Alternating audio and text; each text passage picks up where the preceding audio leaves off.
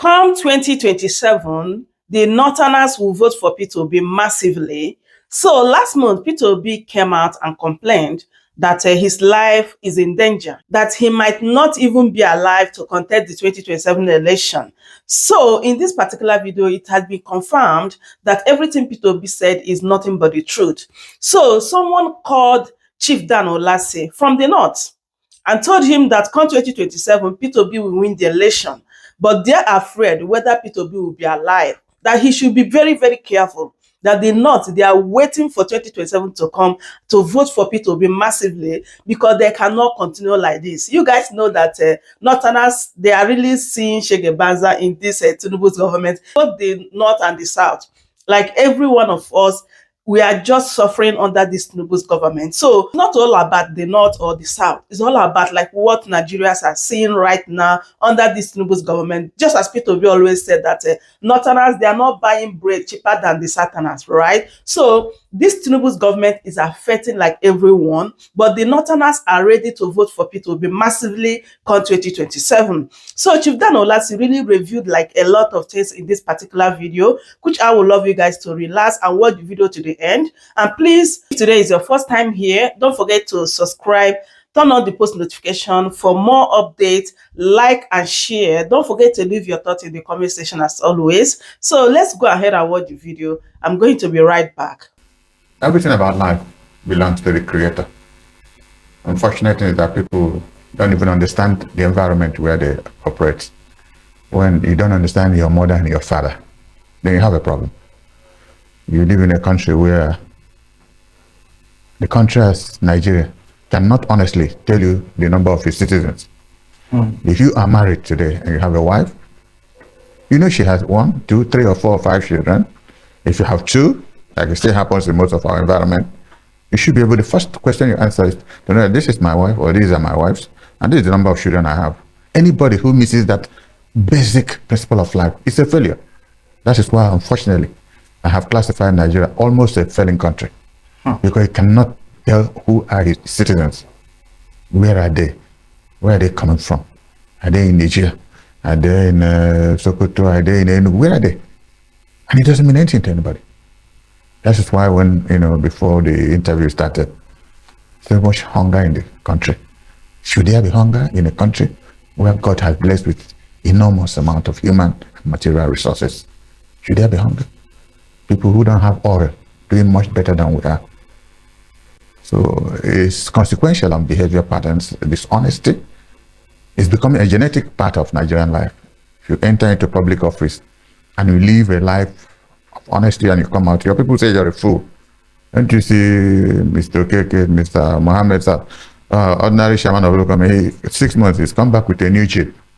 The councillor comes back with a Peugeot. That is the way of life.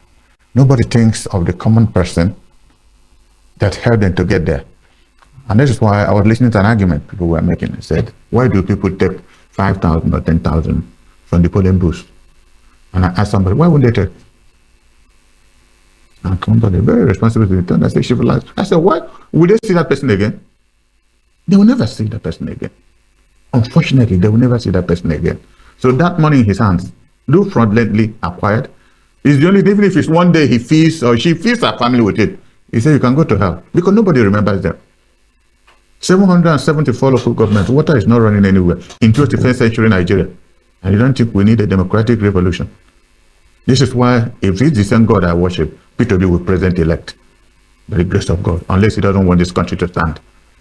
I believe so. And the Lord I worship has never disappointed me. That's why they're making every effort. Dismantle him, kill him if possible. But that might be the beginning of the tragedy that will befall this country.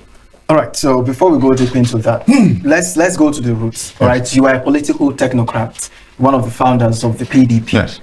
Let's start with your passion, your vision. What led you into politics in the first place? How did it started for you? And what did you have in mind when you went into politics?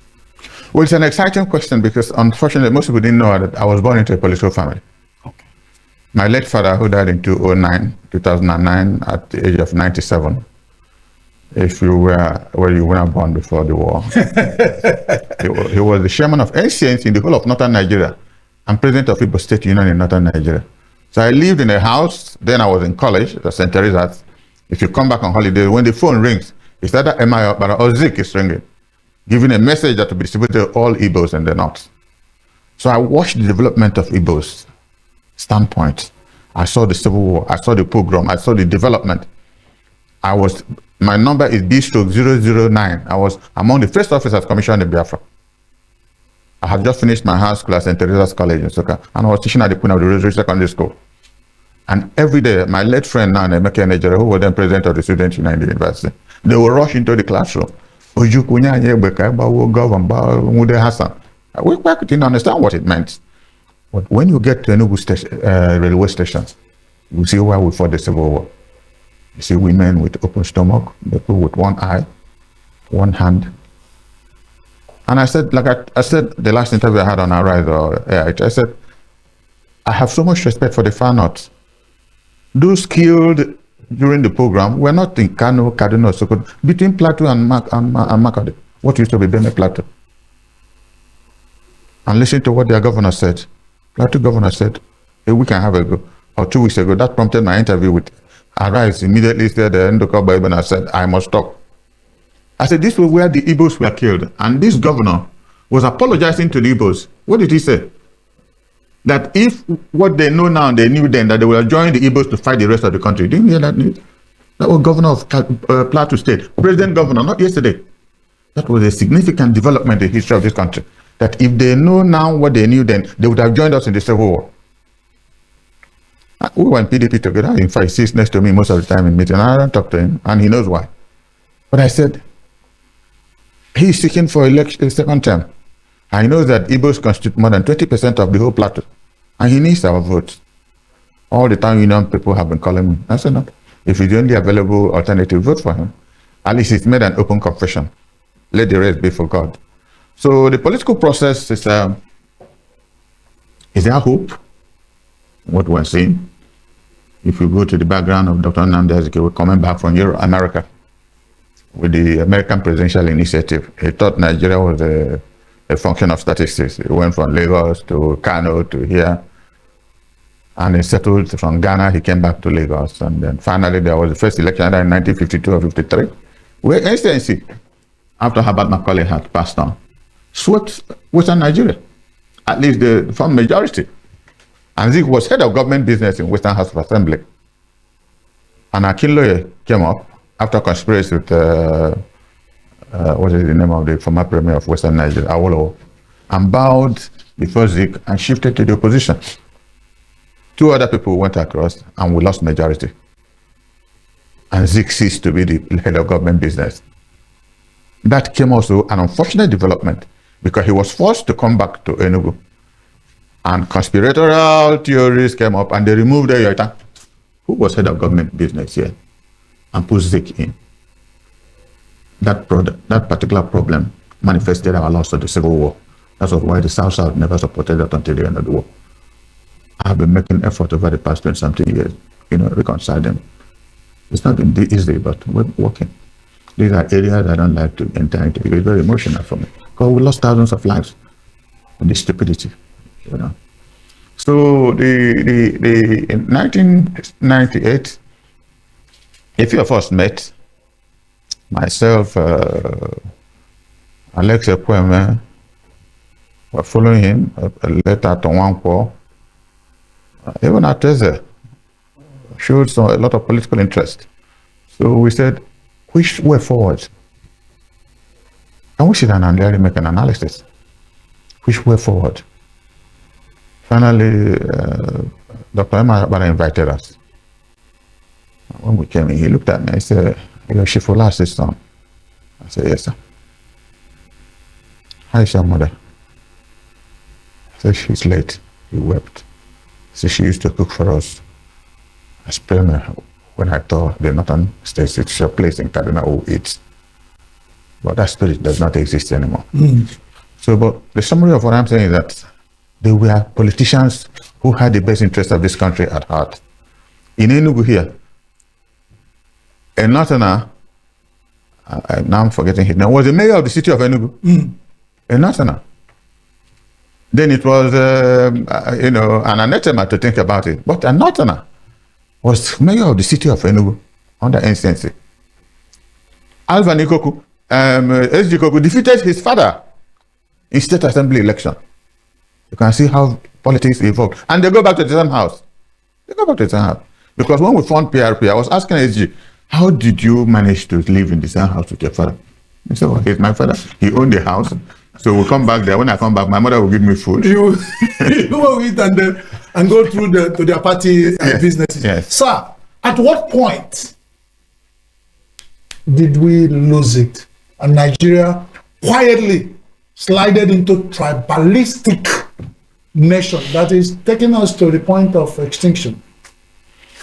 I left the University of Nigeria in 1973, graduated in microbiology. In 1974, we were the first state of the National Youth Service Corps, and I served in northwestern states. And they posted me to Bida General Hospital. I established the pathology lab there for 1 year, came back. So it's, the question just reminds me of the thinking processes we go through when you say, when did we lose it? In the lectures he gave to the convocation of the University of Nigeria in 1974, he said that ethnicity should become a pragmatic instrument for national unity. Okay. Ethnicity should become a pragmatic instrument for national unity. Why? If I know where you're coming from, and you know where I'm coming from, it is easier for us to sit down and discuss our problems. This is what this country has failed to do. If you watch my last interview on Arise, I said, we now have 6 zonal structure. It was a Kweme. People tend to forget that it was a Kweme who initiated the 6 zonal structure. It was a Kweme. In one of these national conferences, they said, and the whole country was shouting, how can, that the Igbos want to secede again. People are taking advantage of it. From that, many states were then created. Why were states created? To undermine the integrity of the Southeast, to put us together, put us in one distance. But all those who did it, where are they? Go around the 5 states of the Southeast and go out to the rest of the country and see who is doing much better. Were people taking advantage of the regionalization when it favors them? But when the major things are come, they divide Nigeria into 2, North and South. Yes. Are you being a politician? How has that played out? Each time they tell us it's North-South. What has happened to the 6 regional, which we even apply in everything we do in all our data analysis? Yes. So what? This is what I call the convenience of amnesia. I've met both of you today, and tomorrow I'll pretend that I never met you because of one thing you maybe did or said that has stupidly made me to think of you otherwise without looking at the principles of what you said.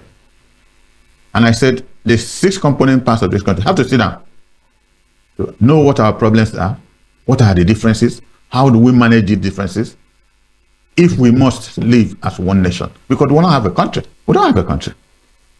In Igbo land, this is the only section of this country where 99% of people speak one dialect. People tend to forget that in the north there are so many sub-dialectic processes there, even though Hausa dominates everybody. But people in the Benue Plateau now almost virtually don't want to speak Hausa anymore. It's only in Igbo land. You leave here, go to Abakaliki, go to Umuahia, go to Anambra, you will understand what your brother is saying. There might be, differences in dialectic pronunciation, but it's the same thing. So what has gone wrong? Hate, corruption, greed. When people take vows for unsurpassed devotion to duty in civilized communities, in Nigeria, we take vows for unsurpassed devotion to stealing. That is why water is not running. That's why water is running. In my place, independent land, I've lived there now for 33 years. Water has not dropped for 1 year, 1 day. For 1 day. Now, water runs for about 60,000 these tankers. I use it 2 times every month. How many people can afford that? How many people can afford that? So what I'm trying to clear is that there has to be a basis of discussion. If not, I was watching, I think it was on Arise, AIT, somebody was saying something this morning, that when this country collapses, it's going to be chaotic. Because the hunger in the land is so much, it will come up to the point, you go to your village. Now, when I go to Newe, for instance, hitherto, if I go to my village with, say, X amount of money, I'll come back with change. Now I go to village with X amount of money. I will borrow money from my relations to put fuel to go back. Because people who hitherto were not asking you for help. I said, if it starts happening in Newe, my town, one of the most progressive, rich communities in this country, not just in Ebola, then there's crisis in many places. That's the only way you can start to imagine what is going on. That people who used to give are now asking, begging, then there's problem. So many Nigerians believe that democracy, delivered, let's say, democratic stability, political stability, yes. While others argue that it does not deliver economic stability. But in your years of, politics, what would you say exactly is politics like? Are we succeeding, or is politics failing in Nigeria? We don't play democracy in Nigeria. Unfortunately, what we have is what I call democratic centralism. A governor sits down, he forgets how he came up. He puts in a senator, puts in members of the federal house, puts in state assembly members, and that's the end of democracy. Unless there's somebody extraordinarily strong in that state who comes up with some force, some financial force to fight. You're talking of democracy. Have you ever seen any state where local government elections are conducted and an opposition party wins one local government, or even a councillor? This is the first thing your mind will go up to know what democracy is supposed to. You vote, I vote, you vote, he votes, and the person who has the largest vote wins. They stay in government houses and write results of local government elections. This is going to be the tragedy of what they are now trying to bring up, state police. That will be the tragedy of Nigeria. Go and mark the day I said this in this office. Because governors will kill people with their agents. If you wake up in the morning to attack them, to oppose them, you think you are now demoted. So with this rascality of winner takes it all, Yes. quite recently, I just want to be specific.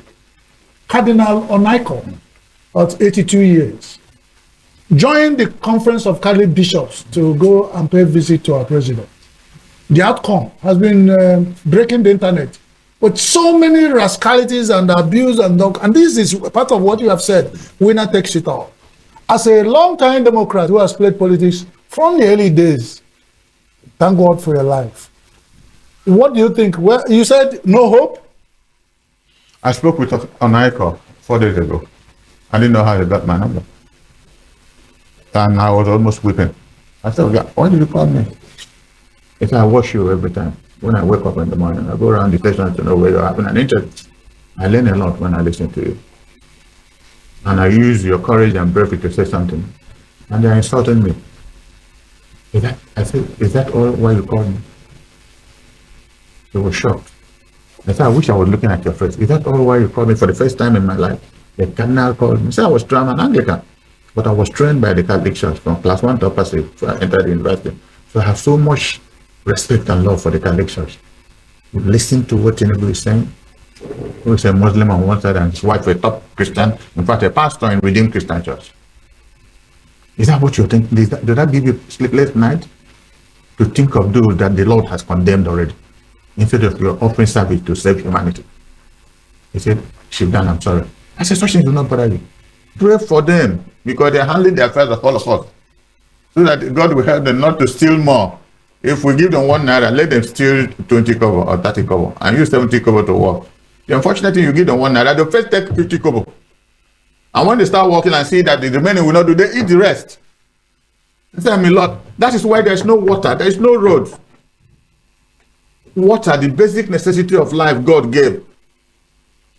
Signature Television, it is not running unless you are living in London. Tell me. In my last interview, I asked, can one governor, present or past, take us to his village? And we open a tap and water is running. This is the only thing the common man is asking for. He didn't ask you to give him a bus. We are lucky in Igbo land that so many transporters are around the place. So if he comes out, he or she comes out in front of his compound, you might see a vehicle that passes once in 1 hour and you can go wherever she wants to go. There are places in this country that don't have that privilege. In all this distorted environment, we should be grateful to God in our own environment. It might take you 1 hour to wait for a vehicle, but in 2 hours you might go from here to Aba or Mahia, wherever you want to go. There's no place in Igbo land you cannot reach. Go to Anambra now and see what the governor is doing. That's of, dual carriageways. The first time I was going to my village, I came out at Amaobe. I jumped into expressway. By the time I opened my eyes, I was at That is development. You don't see it any other place. It might have a shortcomings here and there, But that is positive development. You live in Enugu here, see what young man is doing. Go in front, look at the international hospital, he's almost finished. Look at the international hotel he's building. Now I asked him, why are you building the international? He said, okay, if we don't do it, no international conference can take place here. No serious-minded businessman can come in here. If they don't have an environment, secure environment where to pass the night, or nights they want to stay. That is why it is my priority. Thinking, that kind of opera mentality. So in all these situations, we need to thank God. All they need is to have coordinated effort now among the 5 states. Not asking of 6 states. They can go to hell with their state. They like they give them say 2020 states. That does not make difference in what we have on the ground, because we're still a lot better than any other zone in this country. And we have no apologies to offer to anybody. It's our people's hard work. It's a gift of God. And they can't stop it. All right, let's come to what you earlier mentioned about the state police. Just next month, September 3, the president will be, ready to, review the bill. Many minority groups walked out while this bill was being put together because they felt the I's and the T's, the I's were not dots, the T's were not crossed, and some of the important clauses were not really looked into before jumping on the bill. And many Nigerians are calling for the state police, looking at how insecurity is bedeviling the nation. But it is surprising that you are against it. Can you just buttress more on that? Not necessarily. Not necessarily. Not against it. I understand. I'm not necessarily. What I'm saying is that if you use an instrument of power to arrest your ambition, to arrest my ambition, and I'll give you an example. Hold a local government election in any state. No other party has anything, because they write the results in government houses. They call their in-laws, who are INEC, local state INEC chairmen and members. They stay there and you'll be voting, they'll be announcing the result. It happens in this country. People are in the press. It's not news. You are voting and the result is being announced. You go to court, judge, bring evidence. Because the whole place is corrupted. This is why I said we must. That's when, I don't want to make it public. The presidency started calling me. I said, we have to sit down and discuss the basis of Nigerian unity. So if I understand you properly, what you're saying is that the majority of the effects of the state police is on the bad side compared to the good side. Yes. Because many people feel the majority is on the good side. The concept is beautiful, if it will be used for which the concept was established. But if the concept is that a governor is in a state, and he takes you as his in-law to be chairman of the state police something, or if you're a retired officer, policeman or army and you're his in-law, he puts you there. Look at Amusa. Somebody put him as chairman of INEC. They're preparing for election of next year. And nobody thinks, what is he going to do? And people are now complaining. When I said it in the second to the last executive for PDP, you wicked, how can you say that? That is why I stopped going to the meeting now. They come and say, no. How can you be Minister FCT, national leader of PDP, and 4 months ago you declared that you will support Tinubu? And the last meeting we went about a month ago, the presidential candidate of PDP was standing by his left. And when I got up to speak, the whole place erupted. I said, Your Excellency, it's no more a matter of crisscross on telephone. Look at your left, that's the PDP presidential candidate, the former deputy governor of Cross River, Akwa Ibom State. So now, if PDP is holding a rally today in Sokoto, and APC holding a rally today in Lagos, which one will you attend? That's not how the meeting ended. I said, which one will you attend? Because the president, whom you serve as a minister under his government, will attend the APC rally. And you have declared 4 months ago that you'll be supporting him for his presidency. So are you making a mockery of the man in your left? You said he's PDP presidential candidate. We have a problem. Sir, we have a problem. And this problem is part of why we invited you, sir, yes, to drink from the water, the fountain of your knowledge of being a Nigerian. And you have been speaking truth to authority. This abuse that we have found on people, one man is giving leverage to acquire so much power. It gets to a point where it becomes difficult to curb the man. You remember the issue of this vehicle they used to carry money? Bullion van. Bullion van politics was played in Nigeria.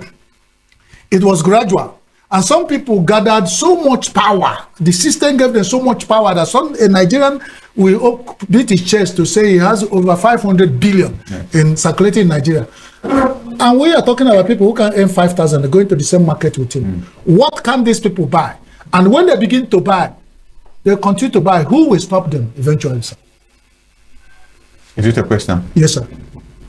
I'll answer your question by giving you a short narrative.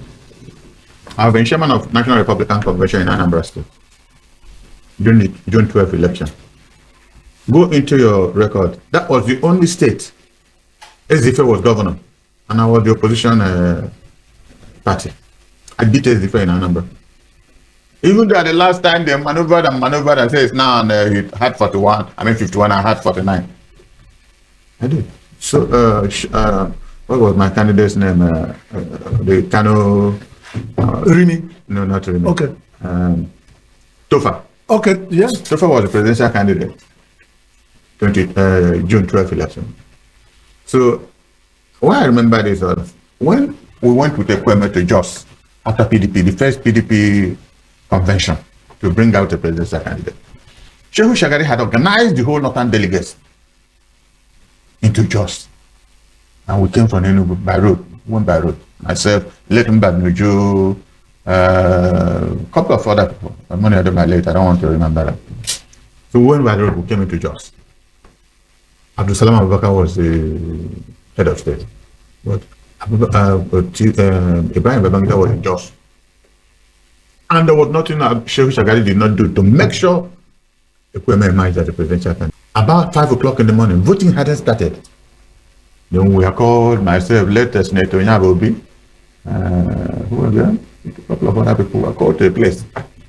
When did we meet them? Ibrahim Babangida, former head of state. I said this on TV. He said, we cannot allow Ekweme to emerge. And nobody spoke, and I said, yes, why?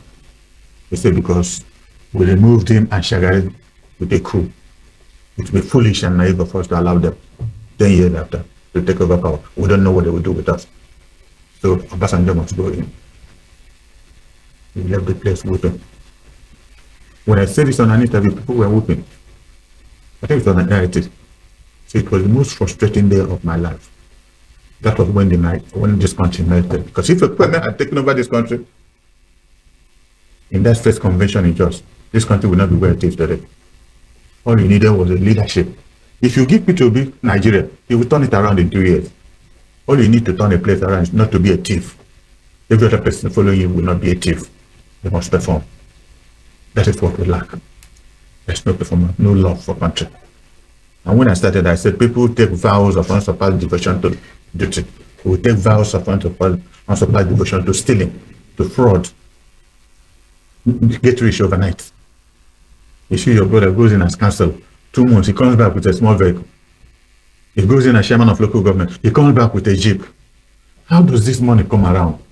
And that village he comes out to intimidate his native. Water is not running. There are no roads. And shamelessly, he comes to a village meeting and distribute money to them, the road rise.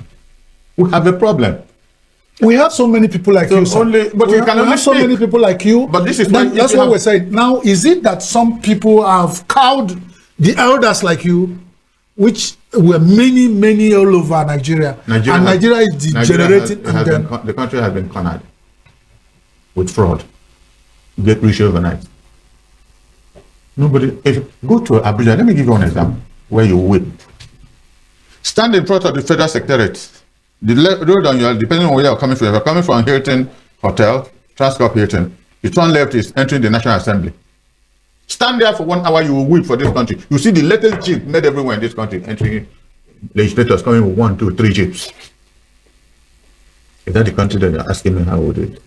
These are people who have taken oath of service from their village, kneel down begging their relation to please vote for us. When we go there, we'll make a change. Has any of them made any change anyway? Sir, let's talk about the PDP. Yes. You were one of the founding members of that party. Yes. And we know with the story of Nyesom Wike, how he started from supporting, it was like a gang. We had the G5 or thereabouts then. G5 government. Now, what happened as a founder of the party when it was happening from the start? What was the effort to manage it? Because right now, many people are saying that PDP is now the shadow of itself. Wike seemed to be a stronger part of PDP? Why wasn't he expelled? Looking at some of the the activities that was carried out by him that were not really the vision of the party. What happened to this moment that we still have Wike seem to be holding a stronghold on the party? You know, if you went to a good secondary school and they start teaching you mathematics or algebra, first thing they tell you that x plus x is equal to 2x. X times x is equal to x squared. These are the two further principles of mathematics. If you exponentially expand it, you get all kind of quadratic equations, algebra, everything. Now, what was your question again? As a strong voice in the PDP, you are like... Okay, hold it. You know, if you remember the convention at Eagle Square in 2023, Wike would have won that convention, would have been the presidential candidate of PDP. When he entered Eagle Square, the whole place erupted, especially with northern delegates. Why? I don't know. He went to every state, most local governments campaigning. As soon as this happened, if you can find that tape, you play it back. Now, then governor of Sokoto State, now senator, I'm happy I don't remember his name very easily, but he's now a senator, the immediate past governor of Sokoto State, Tambuwal, who was also running for presidency. He was running, Atiku was running, Wike was running, and two others. And when Wike entered the venue, the whole place, Eagle Square erupted. It was clear to them that it's a vote now, he will win. Every other candidate has spoken, asking delegates to vote for them. Tambuwal got up again and took the microphone, forcefully from the MC of the occasion. It was a live show. And said that there is no more running for the presidency, that the whole northern delegates should vote for Atiku. I said this to the basis of the beginning of the PDP crisis. Then I left the Anambra seat and went over to Wike. I said, let's walk out. He said, no. Let them defeat us. Let us see. And the whole northern delegates, without exception, voted for Wike. Voted for Atiku. And he lost the presidency. So when he was running for presidency, we normally in Rivers normally get about 2.5 to 3 million votes. PDP had only 200,000. And the rest went to Tinubu. And we lost. So what I'm saying is, if you inadvertently get yourself clever by half, you have to pay for it. Because they played ethnic politics there. And so soon after that happened, I'm a loyal party man. The party met and made me chairman of a presidential campaign for the whole of the Southeast. So I went to Port Harcourt. I called Wike, he was governor. I went to Port Harcourt. The day I went to Port Harcourt, I remember one incident. That was the day then President of Senate, our brother, Senator, the one from Abia. Okay. Adolphus Mwabara was visiting Wike with some senators. I didn't know for what purpose. So I was just about my turn to enter. I didn't know they had come. So Wike got out of his office and said, "Oh, please, give me 5 minutes, 10 minutes, let me just see this." I said, "No. From here, I'm going back to Enugu. I'm not in a hurry," because I flew in from Port Harcourt. He said, "Okay." It took them another 1 hour. I was there. So when they finished, I entered his office. I said, "What do we do?" And he said, "And I knew you were coming. You're a loyal party man. You have come to plead for us to support PDP. I will disappoint you. PDP has already failed. Each time you speak, talk of honesty, this, that. Have they showed honesty at the Eagle Square when we had the convention? You came to me and asked me, let us, abandon the convention." I said no, because if we did, we won't have any history to tell. They will say we walked out, but it's happened before us. We now have a history to tell. PDP lost it and have continued to lose it till today. So when we lost it, and Tinubu won Port Harcourt, he made him a minister. So he called me. I said, "No, it's an advice I will never give you. It is your responsibility. You've been a governor for 8 years. You've been a local government chairman. I've not been anything than chairman of party. NRC, PDP. And they have no resources. You only depend on beg. If they give you, you take. They don't give you." Yeah, but I'm comfortable with it. So whatever decision you take, you have to bear the responsibility, if there's any, in future. This is where we are. So when people look at Wike, You condemn him without history. He was the first one who was blackmailed out of power. He was the first one they not used racism to blackmail out of power because he's a performer. I was just listening to the news this morning. Go to Abuja and see what he's doing. You will not believe people had been FCT ministers in the past years. But go there and see what he's doing. Somebody who has capacity to perform. Wherever you drop him in your village. By the time you come up in the morning, he will make a difference. Okay. We say that he is using the Iwoke, we should not come. You are a maverick politician, an elder statesman. About to retire. Now, in that case, would you say that the Honorable Wike, a strong political figure in Nigeria, has used the annoyance of rat that caused to set the house ablaze when it comes to the issue of PDP? Okay. Because the PDPs are now, here lies a party that once promised Nigeria they will rule for 60 years. But now this is the tombstone. Yes.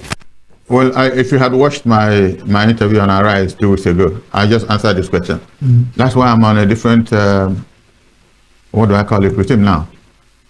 Well, he used to call me every week, but he doesn't call me anymore. Because I said, you prematurely declare support for the presidency when you are national leader of my party. And I did this explanation a few minutes ago. If PDP was having a presidential rally on day one, and on that day one, APC is having a presidential rally, which one will you attend? When you had already declared support for presidency. Are you not being dishonest? Oh, he didn't like it. He said, Dan, you wouldn't. I said, why? He said, I went into politics. I don't have an empty land in Abuja, not one, and I don't care. It doesn't mean anything. When I left the university, I asked God for two things, and he did more than to have a place where I would live after my youth service. I lectured, I was among the first staff of IMT. I lectured there. From there, Jim Mobo said, come and join business. So Jim, who pushed me to business? I have a house in Edo, and I have a house in my village. I don't have any other place I don't want to. What I asked God to do for me, I didn't want to be a tenant, so that I have voice to say truth to whomsoever it is.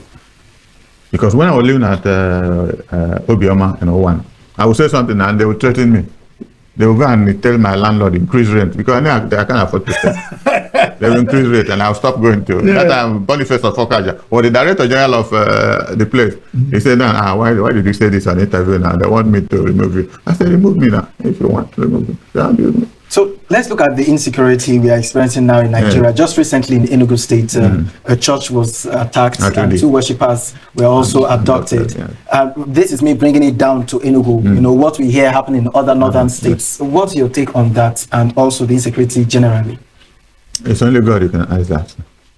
You can ask God, and if you don't see God, you ask Peter Obi. Peter Mba. Because there's something about insecurity. You know, at time there was, they have imprisoned Nnamdi Kanu now.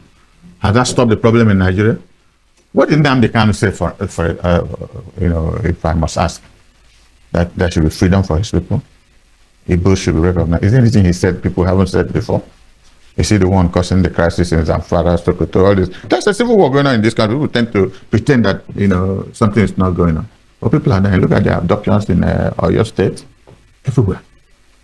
So it's difficult for me to raise the argument now about this state police.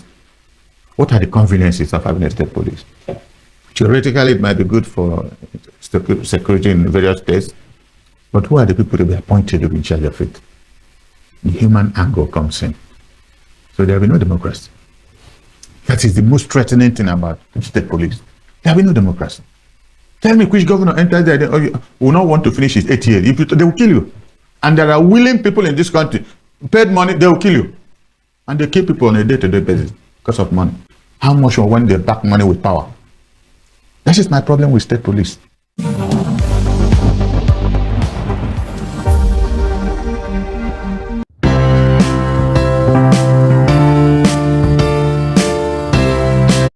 When they back money with power. That is my problem with state police. And I'll give an example. Tell me which state in this country that had a local government election and you had that another opposition party won a seat. Isn't that the first way for you to start? So if we now have state police to governors who have absolute control and power in their various states, how can there be democracy? As a Democrat, sir. No, let me finish. What I'm trying to say is that you have to devise that state police in a way to make it inconvenient for one person to use. You say that if there are about 4 or 5 registered parties, that have at least 1 seat or 2 seats, either at ward level or state assembly level, they all must be involved in who becomes a state police commissioner. Every party should nominate somebody to be a member of that state police. There has to be an understanding. You don't leave absolute power in the hands of a black man. So you mean we have not had a robust discussion towards this? But we have NJC, Nigerian National Judicial Council. National Police Commission has been established also. Yes. Why is there no robust and comprehensive discussion to establish such a sensitive position like state police? Well, you're coming back to the basis of our discussion. Who are the people? There will be not many of you. There will be not many of you. There will be not many of me who can stand up and say truth of power. That is the problem in Nigeria. Can you look at my face and honestly tell me, Shifulas, what you have just done is not fair? 99% of Nigerians can't do it. Either because of hunger, or pretentious hunger, or dishonesty, outright fraud, get quick overnight. There are a lot of problems, on our part, that you need Christ to come down and help us. But are we the only creations he had made? Are we the only creations he had made? Why are people doing it better elsewhere? And these are people who either they are good Muslims or good Christians, and they have refused for a good thing to take place. Why? So we have a fundamental problem. How it to be sorted out? And I believe it will be sorted out. If Peter Obi wins, there is hope. If he doesn't win, that might be the beginning of the end. Well, now that's actually touches my heart each time you say it. But as a Democrat, because it's pointing to the same fact, but I want you to say it because I trust you will say the right thing. We are moving towards 2027. We are counting down. From official records, INEC by this month of August will declare for open campaign. But we know we're campaigning since the first day they came in power. Now, as a Democrat, many people believe that it's the opposition against INEC. And that has been the anathema, another irony added to many people believe what? That it was the opposition party, the few that have said opposition, the one that someone called it to be on the opposition. They're now fighting INEC instead of fighting the central ruling party APC. What's your opinion on that? Is it correct? I wouldn't say so. But maybe because they believe the INEC is not going to be INEC. The name is supposed to be Independent something commission. But how can something that you appointed be independent? Who knows the discussions, the theories, the signatures that went around for you to make me chairman? The attendant values, financial values in being in INEC. You become a multi-millionaire every night as member. When you hear of budget, state elections, they're just conducting I think in Osun, they're doing one in Osun, in August. Talking of 80 billion. 80 billion. That's what INEC will spend there. And they spent 309 in 2023. I don't know that of 2027. When you call this billion, it gives me a shock. Honestly. So how can anybody that a governor nominates or president puts in as chairman of INEC, whose bidding will he do?